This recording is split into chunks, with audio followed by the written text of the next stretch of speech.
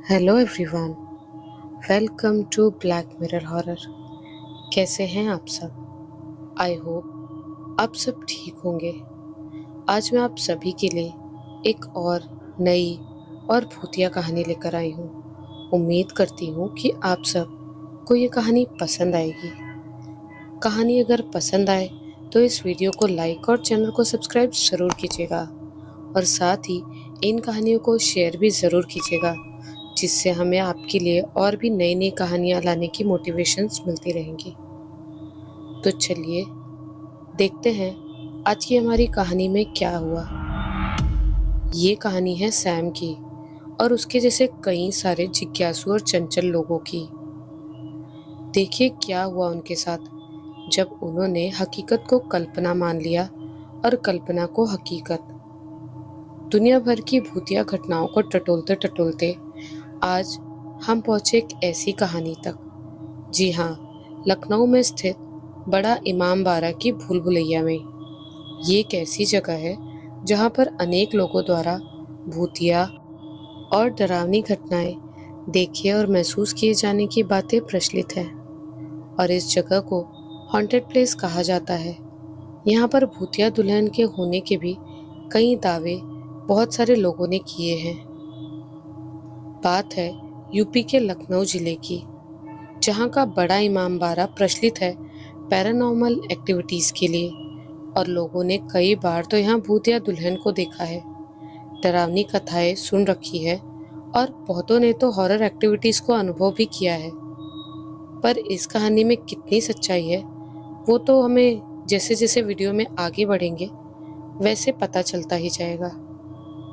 Video की गहराई में जाने से पहले आपको एक सवाल पूछना चाहती हूँ। क्या आपने कभी एक कंफर्म या डाउटफुल हॉन्टेड प्लेस को एक्सप्लोर करने की कोशिश की है?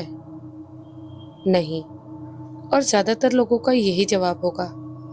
लेकिन कुछ लोग होते हैं जिनको एक आदत होती है किसी भी चीज़ को या तो बहुत ही हल्के में लेकर मजाक में लेने की या फिर बहुत गहराई से किसी चीज़ को वेरीफाई करने की। जैसे कोई कह दे कि इस बोतल में जहर है, लेकिन मरने वाले तो उसको चख कर देखते हैं कि क्या सच में पॉइजन किल्स और नॉट। ऐसी ही कहानी है सैम और उसके जैसे पागल लोगों की, जो हॉन्टेड प्लेस को एक्सप्लोर करने और सच्चाई का पता लगाने कहीं भी पहुंच जाते हैं। खैर चलिए अब अपनी कहानी सुनते हैं। 18वीं सदी में नवाब आसफ उद दौला ने अकाल पीड़ितों को रोजगार देने के लिए बड़ा इमाम बाड़ा और भूल भुलैया बनवाए थे। लेकिन अंग्रेजों ने इस जगह को तहखाना यानी कि वॉल्ट और जेल यानी कि प्रिजन की तरह इस्तेमाल किया था। अंग्रेजों को तो आदत ही थी सीधी तरह से किसी भी चीज़ का इस्तेमाल न करने की। इस इमाम बाड़े में जहाँ कैदियों को रखा जाता था वहाँ कई सारे लोगों की अकाल मृत्यु हुई थी। उनके साथ बहुत सारे अन्याय हुए, उनको टॉर्चर किया गया और इसी में बहुत सारे लोगों की मृत्यु भी हुई। आज भी उनकी चीखें इस इमाम बाड़े में सुनी जा सकती हैं। तो सवाल ये आता है कि कितनी हॉरर जगह है ये। उसके लिए इस जगह के भूगोल को जानना ज़रूरी है। 18वीं सदी में बनी इस इमारत का भूल भुलैया लगभग 1000 गलियों और 489 दरवाज़ों वाला एक विशाल भूल भुलैया है, जहाँ बिना गाइड के लोग अक्सर रास्ता भूल जाते हैं और होती है उनके साथ भूतिया घटनाएं। कुछ टूरिस्ट ने वहां अनजानी चीखें, अंधेरे में छिपे रास्तों और तहखाने में लोगों की गूंज जैसी अनुभूतियां भी की हैं। अब आते हैं सैम की कहानी पर। सैम ने जब इस बात को किसी कारण जाना था तो उसको यहाँ पर जाने की इच्छा हुई।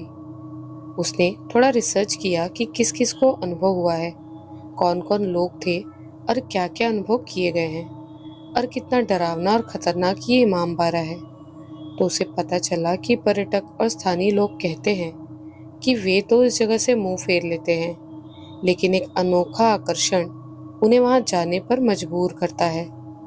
वो है इसकी हिस्ट्री और ज्योग्राफी। सैम को किसी ने बताया कि रात में यहाँ घूमना खतरनाक और डरावना लगता है, तहखाने में चीखें सुनने के बाद लगता है जैसे आज भी कैदी वहां है, लेकिन ये जगह आज के समय में बिल्कुल खाली है।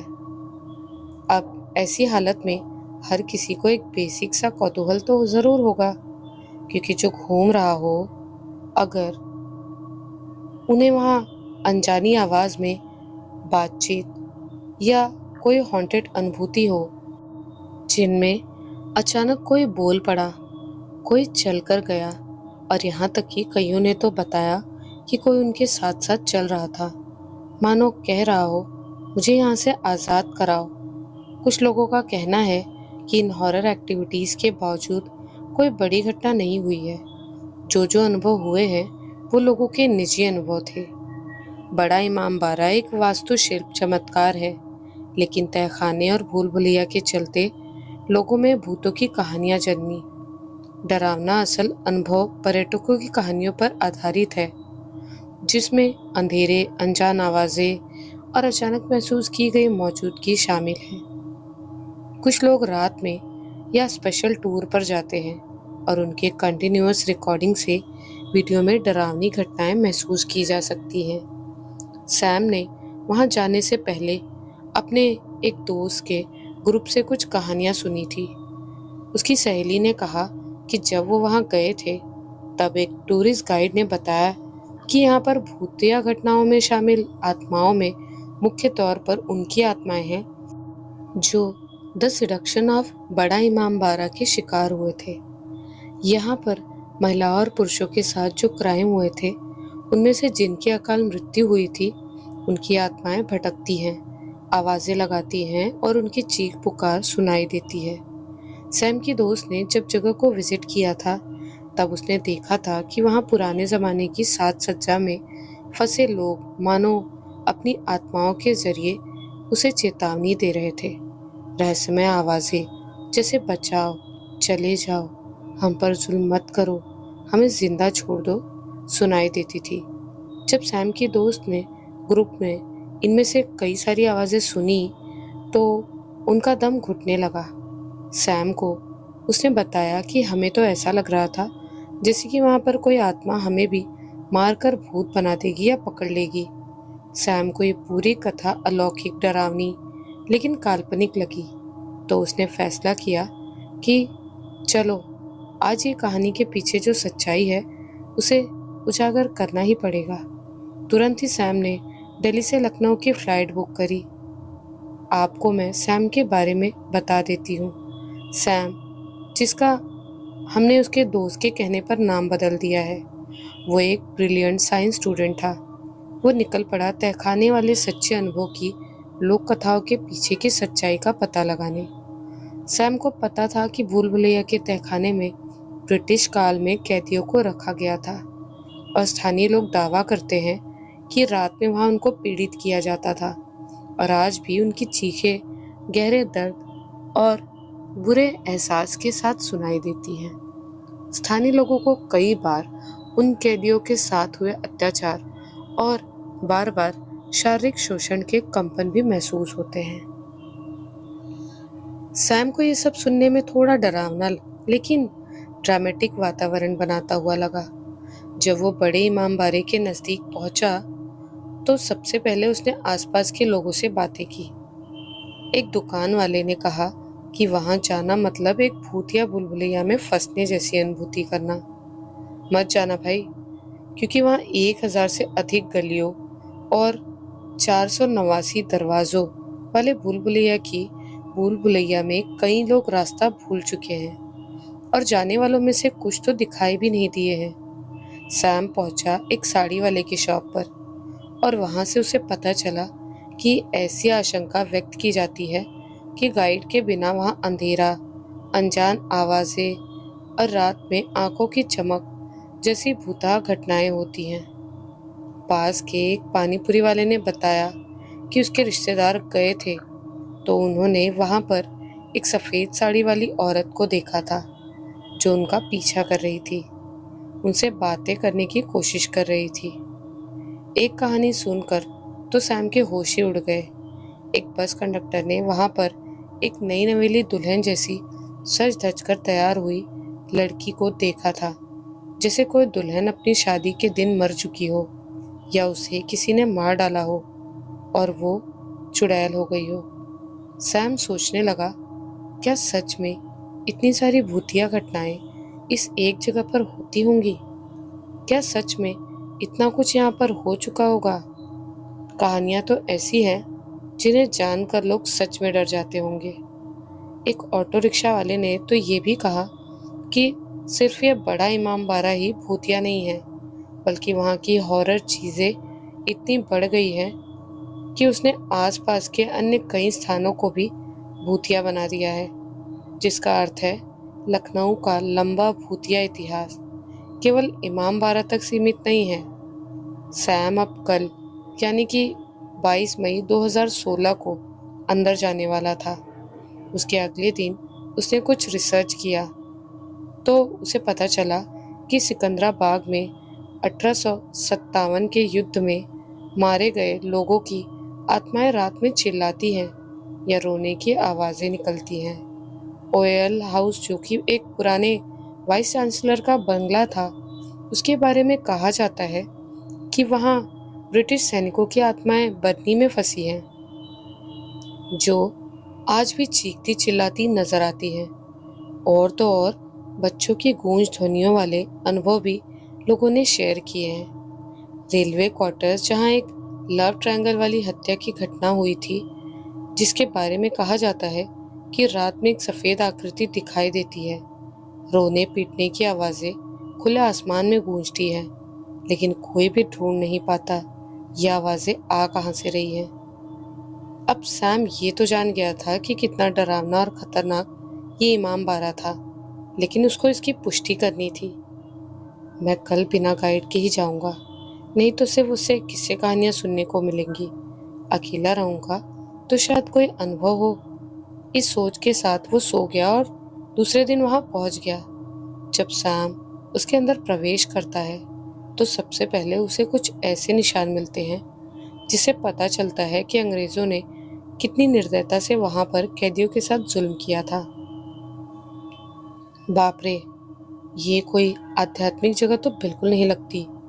यहाँ पर साफ साफ दिख रहा है कितने दुखी हुए थे लोग मरने से पहले। सैम ने मन ही मन सोचा।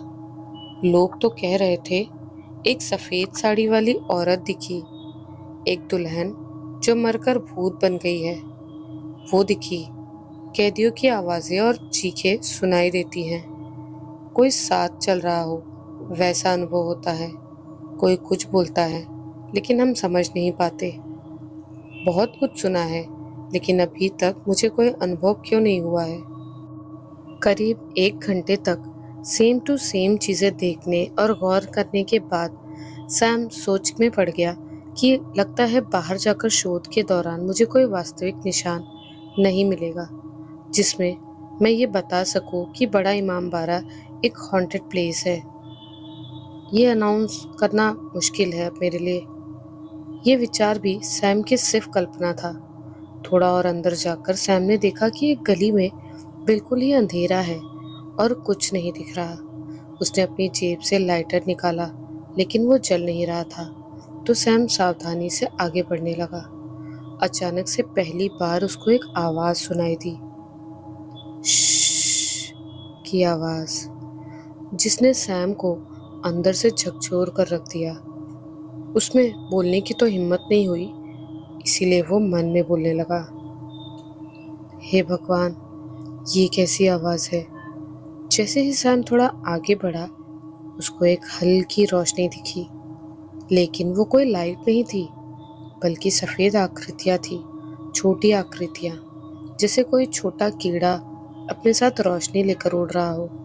सैम ने सोचा ये तो जुगनू लगता है, लेकिन जुगनू तो पीली रोशनी फेंकते हैं, ये सफ़ेद रोशनी, वो भी बेरंग सी, ट्रांसपेरेंट सी। सैम को लगा कोई आम बात है तो वो आगे बढ़ गया, लेकिन जैसे ही वो उसके नज़दीक गया तो वो एक एक करके गायब होती गई। और वो कोई जुगनू या जीव नहीं, लेकिन ऊर्जा के गोले मात्र थे।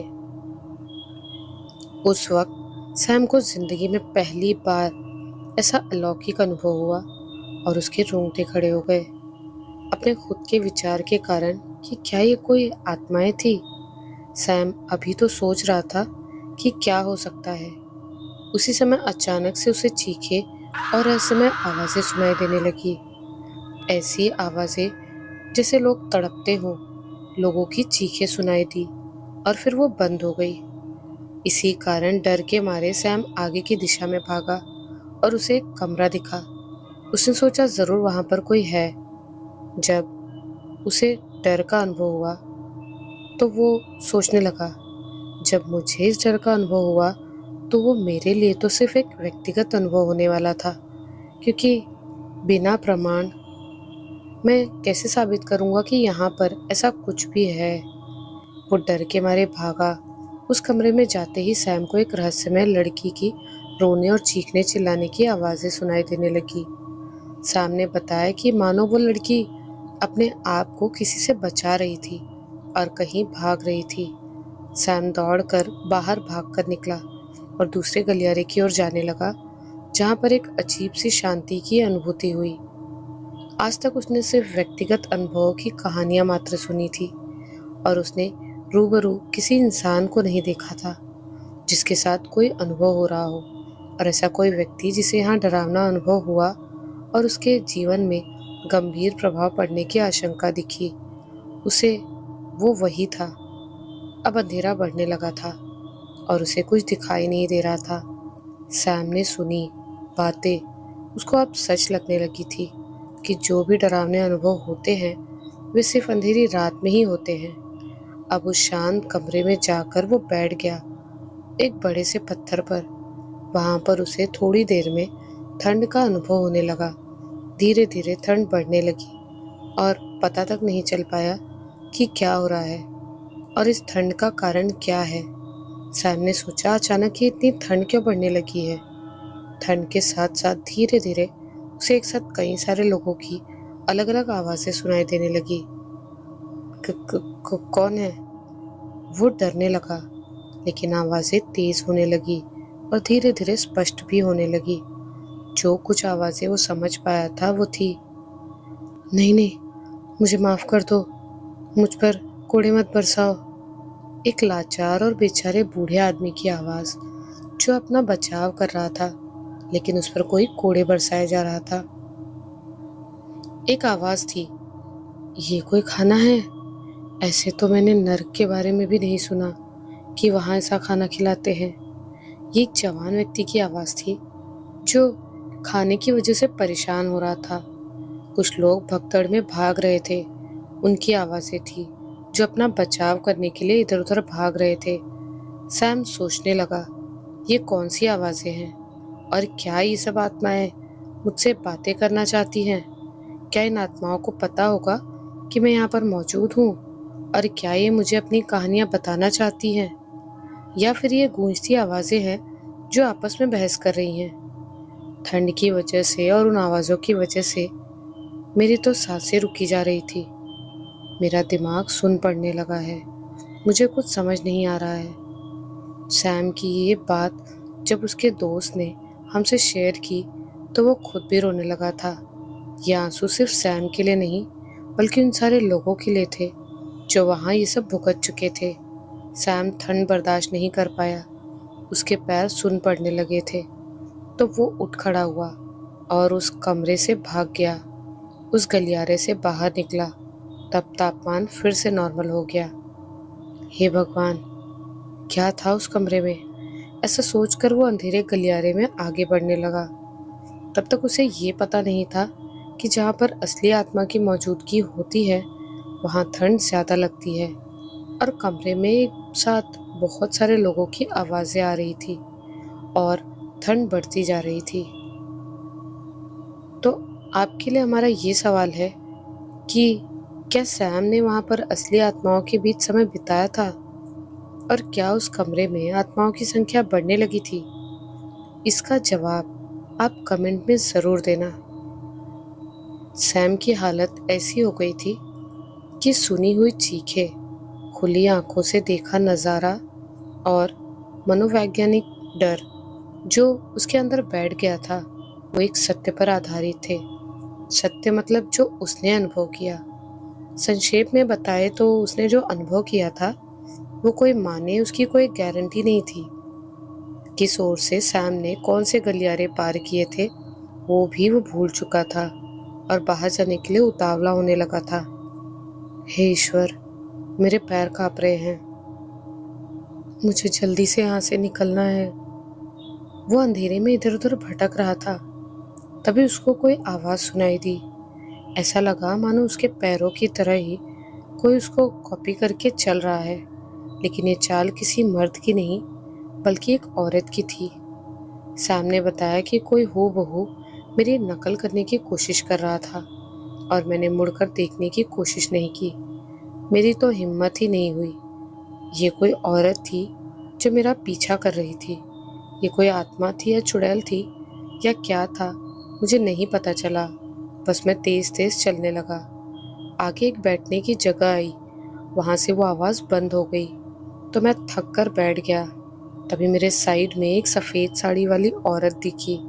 वो किसी और दिशा में देख रही थी, मुझे नहीं देख रही थी। अंधेरा बहुत था, लेकिन उसकी साड़ी ऐसे चमक रही थी जैसे अभी बनकर निकली हो।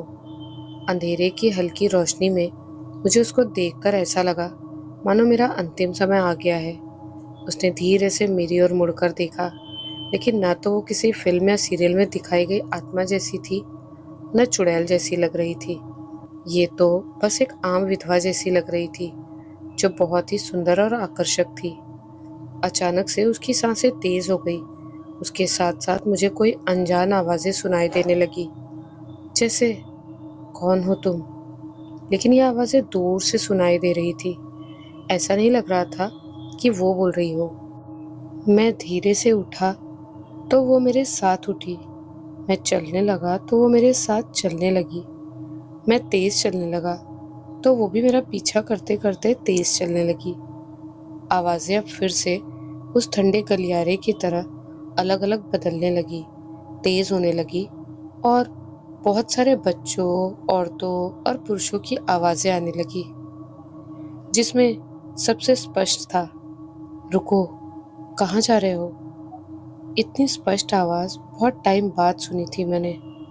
सैम के दोस्त का कहना था कि इस आवाज़ को सुनने के बाद सैम को सब सुनाई देना बंद हो गया। उसके सामने बिल्कुल खूब अंधेरा हो गया, लेकिन कोई उसके पीछे खड़ा था और खतरा महसूस होने वाली मौजूदगी से वो डरने लगा था। वो वहाँ से भागा, लेकिन उसे नहीं पता था कि कौन सी दिशा में वो जा रहा है। बस एक ख्याल उसको था कि वो 22 मई 2016 के दिन सुबह इस जगह में घुसा था। लेकिन अब तक कितना समय बीत गया था और क्या टाइम था, या शाम थी, रात थी कि सुबह हो गई थी, उसे कुछ पता नहीं चल रहा था। अंदर तो उसे ऐसा ही लग रहा था जैसे लगातार रात ही हो, और भागते भागते उसे रात में अनजान चीखें तो सुनाई दे ही रही थी, लेकिन उसके साथ फुसफुसाहट भी सुनाई देने लगी, जैसे कोई बातें कर रहा हो। अरे देखो, कौन है ये कौन हो तुम, कहाँ से आया होगा। क्या इसे भी गुनाह में पकड़ लिया, या फिर ये भी कैदियों के साथ दुष्ट व्यवहार करने आया है। सैम ऐसी बातें सुनकर पागल होने लगा था। थोड़ी देर उसे आवाज़ें तेज सुनाई देती, थोड़ी देर आवाज़ें धीमी हो जाती, और कभी ऐसा लगता जैसे कोई दूर से चिल्ला रहा हो, कभी ऐसा लगता जैसे कोई कान के पास आकर तेज आवाज़ें कर रहा हो। सैम फिर से वहाँ से भागा और इधर उधर बाहर निकलने के लिए दौड़ने लगा, लेकिन अंधेरी गली और गलियारों से गुजरते वक्त उसे अचानक से बहुत सारी तेज चीखें सुनाई देने लगी, बहुत तेज फुसफुसाहट सुनाई दी। और सैम ने अपने दोस्त को बताया कि वो अनुभव ऐसा था जैसे कोई अस्पष्ट आवाज़ आपके साथ साथ घूम रही हो। वैसे लग रहा था। मैं पूरे होश में तो नहीं था, लेकिन इतना समझ ज़रूर आ गया था कि वहाँ पर मैं अकेला नहीं था। कोई तो था जो चाहता था कि उनकी कहानी लोगों तक पहुँचे। सैम के दोस्त ने तो यहाँ तक बताया कि सैम की रिसर्च में पाया गया था कि इस जगह के बारे में उसने कई सारे ब्लॉगर्स से सुना था, और ये अनुभव ब्लॉगर बताते हैं कि खासकर जब रात में गाइड के बिना कोई घूमता है तो कभी भी उसे अकेलापन महसूस नहीं होता। लोगों ने वहां धुंधली आकृति देखी थी, सफेद रंग की, और घूमते घूमते गलियारों में अचानक कोई सफेद आकृति देखी थी। वो देखने के बाद ऐसा लगा जैसे कोई अजीब सी जीव हो, क्योंकि न तो वो वास्तविक इंसान लगे, न ही वो पूरी तरह से भूत जैसे स्पष्ट रूप से प्रतीत हुआ। लेकिन एक संक्षिप्त झलक मिली जो डरावनी थी। इसका मतलब इतना था कि वो कोई जीवित इंसान नहीं था, लेकिन किसी को आज तक कोई नुकसान भी नहीं हुआ था। यहाँ तक कि एक ब्लॉगर के गाइड ने तो उसे इतना बताया था कि उसने अपने ब्लॉग के उसके डरावने किस्से ऐड किए थे। उसने बताया था कि एक अंग्रेज अफसर और स्थानीय कैदी भूल भुलैया में खो गए थे, जो आज तक नहीं मिले, और उनकी आत्माएं भी भटक रही हैं। ये सब जब सैम को याद आने लगा, और उसके साथ अभी जो हुआ था, वो सफ़ेद साड़ी वाली औरत का किस्सा, उससे वो डर कर बेहोश हो गया। समय का पता नहीं चला, और पता नहीं कितनी देर बाद उसकी आंख खुली। लेकिन आंख खुलने के बाद जब वो खड़ा हुआ तो उसके पैर लड़खड़ाने लगे। वो ठीक से चल भी नहीं पा रहा था, और शरीर में कमजोरी सी छाने लगी थी। लेकिन बाहर निकलने की उम्मीद में वो आगे बढ़ने लगा। उसे ये भी पता नहीं था कि कितने टाइम से उसने खाना नहीं खाया था या पानी नहीं पिया था। चलते चलते बहुत शांति मिली। लंबी दूरी तय करने के बाद एक हल्की रोशनी वाला गलियारा दिखाई दिया। सैम उस ओर चलने लगा, और वहां पर जाकर उसे एक पेड़ के नीचे एक दुल्हन की तरह तैयार होकर एक लड़की बैठी दिखी, जिसकी पीठ सैम की तरफ थी। अरे नहीं, कहीं ये वही तो नहीं? सैम को शक हुआ कि ये वही भूतिया दुल्हन होगी जिसके बारे में लोग बातें करते हैं। वो वहां से भागा। सैम ने उल्टा जाने का फैसला किया। वो वापस मुड़ने लगा तो उसे एक आवाज सुनाई दी। बड़े इमाम बारे में जालिम लोग पड़ गए हैं। महिलाओं पर हो रहे अत्याचार और दुष्कर्म को बड़े मजे से देखते हैं, और यहाँ आने वाले भी आवाजें सुनकर तमाशा देखकर चले जाते हैं। सैम के पांव रुक गए। वो सोचने लगा कि क्या इसने मुझसे कुछ कहा। उसी वक्त वो उसके सामने से चलते जा रही थी। सैम ने उसको देखा और वो बोली, इमाम बारे की इस भूल भुलैया के अंधेरे गलियारों और तहखानों को जो आज तक देखने आया है, उनका मानसिक संतुलन बिगड़ चुका है। इतना सुनकर सैम डरने लगा, और वो औरत उसके सामने से गायब हो गई। लेकिन जाते जाते उसके आसपास की हवाएं ठंडी होने लगी, और पीछे से कोई आ रहा हो ऐसी आवाजें सुनाई देने लगी। पकड़ो, वो रही, वो रही, पकड़ो, इसको तो आज मैं ही अपनी बनाऊंगा। भले ही तेरी शादी किसी और से हुई है, अब शादी के बाद वाला काम तो मुझसे ही करवाना पड़ेगा। हवा एकदम ठंडी हो गई, और फिर से सैम सुन पड़ने लगा। उसका दिमाग चल रहा था, और उसे समझ आ रहा था कि हो ना हो जुल्मी अंग्रेजों ने किसी बेचारे दुल्हन को, किसी और की पत्नी को अपना शिकार बनाया था। लोगों की भगदड़, उस भूतिया दुल्हन की आवाजें, और इतनी ठंड में फिर से सैम बेहोश हो गया।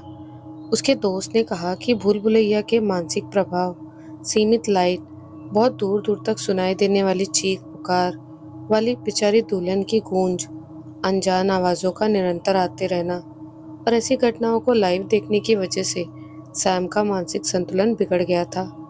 फिर से होश में आने के बाद सैम ने खुद को बड़े इमाम बारे के मेन एंट्रेंस पर पाया, और लड़खड़ाते हुए वो खड़ा हुआ। धीरे धीरे गिरते पड़ते और खुद को मुश्किल से संभालते हुए उसने अपना रास्ता बाहर की ओर देखा, और बाहर निकलकर जाने लगा। लेकिन एक ही सवाल था, सब मुझे ऐसे क्यों देख रहे हैं? सैम ने देखा कि सब अनजान आदमी उसकी ओर शंका की नजरों से देख रहे थे। थोड़ी दूर चलकर सैम ने एक चाय की दुकान पर आईने में देखा तो उसका चेहरा एकदम सिकुड़ गया था। बाल बिखरे थे, कपड़े गंदे और मैले हो गए थे। वो एक भिखारी की तरह लग रहा था। जैसे तैसे करके सैम घर पहुंचा, और उसने खुद को ठीक किया, लेकिन उसका 4 किलो वजन भी कम हो गया था। उसके दोस्त ने बताया कि कुछ दिन सैम का बर्ताव ठीक लगा, लेकिन फिर वो गुमसुम रहने लगा। मुझे सब बताया, लेकिन फिर मुझसे ही बात करना बंद कर दिया। दिन भर बस इमामबाड़े के गलियारों में खोया रहता था। आज भी वो सिर्फ काम से बाहर निकलता है और ज्यादा किसी से बात नहीं करता। हम आपको एक और सवाल पूछना चाहते हैं। क्या सैम के साथ जो हुआ, जो उसने देखा, जो अनुभव किया, वो सिर्फ एक भ्रम था? काफी लोग बोलते हैं कि सैम कहानियां बना रहा है। जैसे इंटरनेट पर बहुत सारी कहानियां प्रचलित है, वैसे ही सैम ने खुद की कहानी बना दी। साइंस और डॉक्टरों का मानना है कि सैम ने इतना सब पढ़ लिया था और इतना वो उस जगह से प्रभावित था कि उसको ये सब उसके दिमाग की वजह से दिखने लगा। कोई भूत प्रेत या आत्मा नहीं है, लेकिन उसकी फैमिली और दोस्तों का कहना है कि वहां पर सैम ने जो देखा वो सच था, इसीलिए वो ऐसा बन गया है। इमाम बारे के भूतिया और गलियारों में सैम की जिंदगी में सन्नाटा भर दिया। सैम को ये सब समझ नहीं आ रहा था कि क्या हुआ, कैसे हुआ, सच झूठ, इन सब से अब वो परे हो चुका था, क्योंकि इतना सब देखने के बाद उसका मानसिक संतुलन कहीं ना कहीं बिगड़ तो चुका था। तो आपको क्या लगता है, क्या सैम को उस जगह नहीं जाना चाहिए था? हमें कमेंट्स में ज़रूर बताइएगा। और आपको सैम की ये कहानी कितनी सच्ची लगती है, ये भी ज़रूर बताइएगा। तो मिलती हूँ आप सभी से एक नए वीडियो में। अगर आपको ये कहानी पसंद आई हो तो इस वीडियो को लाइक और शेयर ज़रूर कीजिएगा, और साथ ही अपने कमेंट से इस वीडियो में हमें ज़रूर बताइएगा कि आपको ये कहानी कैसी लगी। तो मिलती हूँ अगले वीडियो में एक नई और सच्ची कहानी के साथ। तब तक के लिए आप सब अपना ध्यान रखिएगा, और अगर आप लोगों के पास कोई ऐसे अनुभव हो तो हमें ईमेल या इंस्टाग्राम के थ्रू ज़रूर शेयर कीजिएगा। तो मिलती हूँ आप सभी से अगले वीडियो में। तब तक के लिए बाय एंड टेक केयर।